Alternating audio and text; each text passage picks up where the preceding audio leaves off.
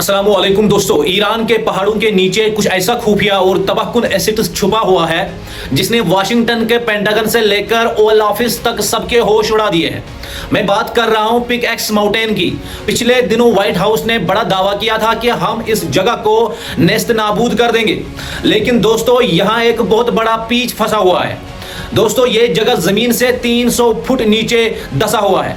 300 foot यानी एक 30 मंजिला इमारत को उल्टा करके जमीन के अंदर गाड़ दिया जाए और ऊपर से एक खालिस ग्रेनाइट का पहाड़ खड़ा हो। ग्रेनाइट क्या होता है? जो किचन के स्लैब पर काला पत्थर होता है ना दोस्तों, जिस पर तेज छुरी चलाने पर भी एक खरोच नहीं आती। अब सोचिए, 1 इंच का पत्थर जब चाकू से नहीं टूटता तो 300 फुट गहरी ग्रेनाइट की पहाड़ का अमेरिका क्या बिगाड़ लेगा।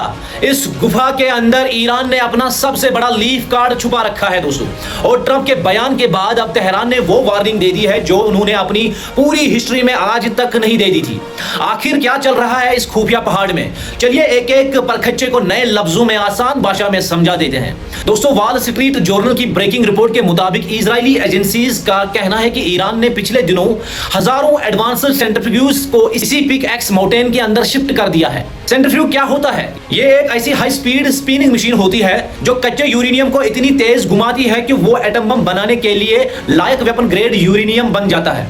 एबीसी न्यूज कहता है कि ईरान के पास इस वक्त 1000 पाउंड से ज्यादा हाई एनरिच्ड यूरेनियम मौजूद है जो बम ब्रेकआउट के बिल्कुल करीब है। लेकिन दोस्तों, जब मीडिया ने ट्रंप से इस रिपोर्ट पर पूछा तो उन्होंने खुद कबूल किया कि सर हमारे पास इसका कोई पक्का ऑन रिकॉर्ड प्रूफ नहीं है। यानी अमेरिका खुद मान रहा है कि इजराइल की दी गई इंटेलिजेंस फेक या शक वाली हो सकती है।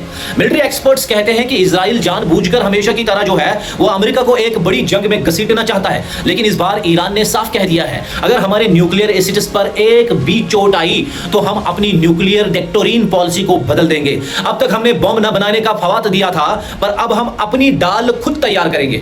दोस्तों, एक तरफ अमेरिका ने सऊदी अरेबिया के साथ 30 साल का ये सिविल न्यूक्लियर डील साइन किया है क्योंकि वो उनका पक्का साथी है, लेकिन ईरान के साथ युद्ध चल रहा है। इस दुश्मनी के बीच एक्सपर्ट्स सनाका परेरा ने अब तक का सबसे बेहतरीन ताजिया किया है। उन्होंने लिखा है कि अमेरिका के पास बॉम्ब्स की कमी नहीं है, बल्कि उनके पास उस डाल यानी डिफेंस सिस्टम की कमी हो गई है जो इस युद्ध को झेल सके।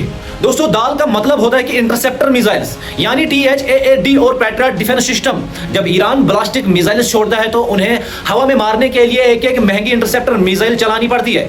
इजराइल का बचाव करते करते अमेरिका ने अपने पूरे स्टॉक का आधा हिस्सा यानी 200 से ज्यादा THAAD इंटरसेप्टर्स कुछ ही हफ्तों में फूंक दिए और पूरे साल में अमेरिका सिर्फ 96 नए इंटरसेप्टर्स बना पाता है। पैसा तो अमेरिका के पास बहुत है, उन्होंने $35 अरब का नया ऑर्डर भी दे दिया है, पर पैसा वक्त नहीं खरीद सकता दोस्तों। और सबसे बड़ी तबाही तो चाइना ने मचाई है। इन एडवांस्ड मिसाइल्स के अंदर जो चिप्स, मैग्नेट्स और सेंसर्स लगते हैं उनके लिए एक बेहद नायाब धातु चाहिए होती है जिसका नाम है गैलियम। पूरी दुनिया के 98% गैलियम सप्लाई जो है वो चेन पर अकेला चाइना बैठता है। दोस्तों, पिछले 2 महीनों से चाइना ने चुपके से ऐसी पॉलिसी लगाई है कि दार पकड़ के बाद भी अमेरिका को 1 ग्राम चाइनीज गैलियम नहीं मिला है।